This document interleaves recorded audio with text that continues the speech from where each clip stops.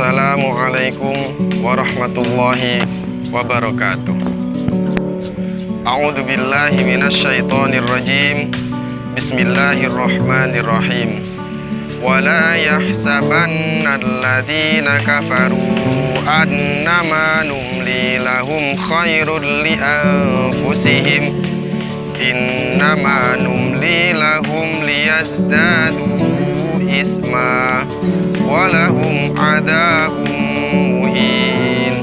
Shadaqallahul adzim. Hadirin rahimakumullah, seperti halnya orang tua yang sedang memanjakan anak-anaknya, Allah pun juga melakukan hal tersebut, memanjakan hamba-hambanya, memanjakan para manusia. Dalam Islam hal ini disebut dengan istilah istidraj.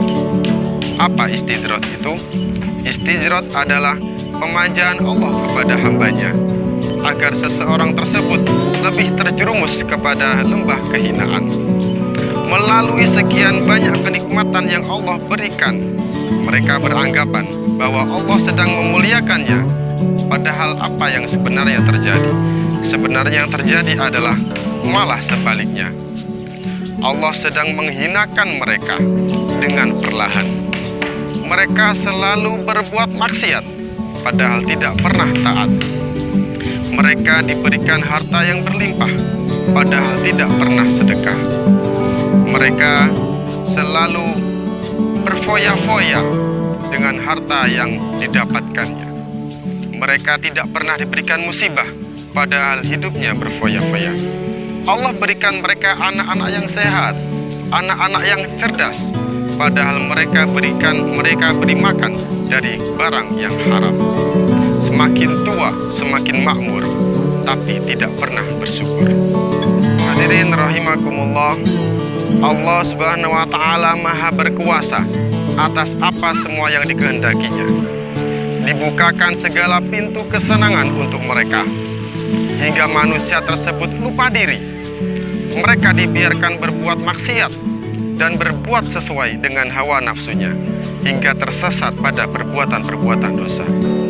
Allah membiarkan atas maksiat yang mereka lakukan. Allah membiarkan maksiat yang manusia lakukan, hingga pada suatu saatnya nanti mereka akan hanyut dalam penyesalan yang paling dalam. Hal inilah yang dulu juga sudah pernah terjadi pada umat-umat terdahulu. Istidraj menimpa pada Fir'aun dan Qarun. Fir'aun diberikan kekuasaan sampai lupa diri dan tidak pernah bersyukur, dan akhirnya Allah tenggelamkan ia karena kesombongannya. Ia menjadi manusia yang sombong dan membangkang, bahkan dirinya mengaku sebagai Tuhan. Ia mati ditenggelamkan di dalam laut bersama pasukannya ketika mengejar Nabi Musa dan Bani Israel. Sedangkan Qarun adalah salah satu orang yang hidup pada zaman Nabi Musa alaihissalam. Awalnya dia adalah orang yang miskin, tidak punya apa-apa. Kemudian Nabi Musa mengajarinya tentang cara bekerja, mengajarinya bagaimana cara mengelola emas dengan baik. Alhasil, dalam waktu singkat, ia pun menjadi kaya raya. Akan tetapi kekayaannya tersebut semakin lama, ia semakin lupa kepada Allah Subhanahu wa Ta'ala.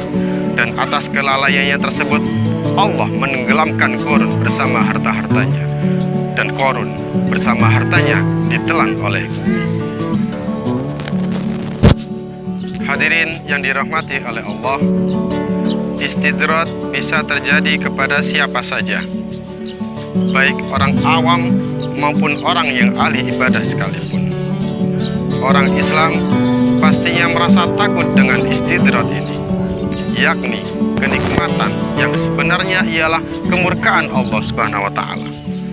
Namun sebaliknya, orang-orang yang tidak beriman akan beranggapan bahwa kesuksesan, kesenangan, kebahagiaan yang mereka dapatkan, mereka anggap itu merupakan hasil dari usaha atau kerja keras mereka. Bagaimana untuk mengetahui itu istidraj atau bukan? Hadirin yang berbahagia, cara termudah untuk membedakan kesenangan yang datangnya dari karunia Allah dengan istidraj adalah ketakwaan. Jika orang tersebut taat dalam beribadah, bisa jadi nikmat yang diterima adalah karunia Allah. Begitupun sebaliknya, apabila dari kenikmatan tersebut orang akan semakin lalai dalam ibadah, bisa jadi itu merupakan istidraj. Hadirin rahimakumullah, bagaimana kita tahu itu istidraj atau bukan? Berikut adalah ciri-ciri istidraj. 1. Nikmat dunia yang semakin bertambah, namun keimanan semakin menurun. 2. Mendapatkan kemudahan hidup meski terus-menerus berbuat maksiat. 3. Rizki selalu bertambah meskipun ibadahnya jarang-jarang. Dan keempat, semakin kaya namun semakin menjadi pelit. Dan yang terakhir, yang kelima, jarang sakit tapi tidak pernah bersyukur, malah berlaku kufur dan sombong. Semoga kita semuanya menjadi hamba-hamba yang selalu bersyukur kepada Allah Subhanahu wa taala dan terhindar dari sifat istidraj dan terhindar dari sifat-sifat buruk lainnya. Semoga apa yang saya sampaikan bisa bermanfaat. Terima kasih. Wassalamualaikum warahmatullahi wabarakatuh.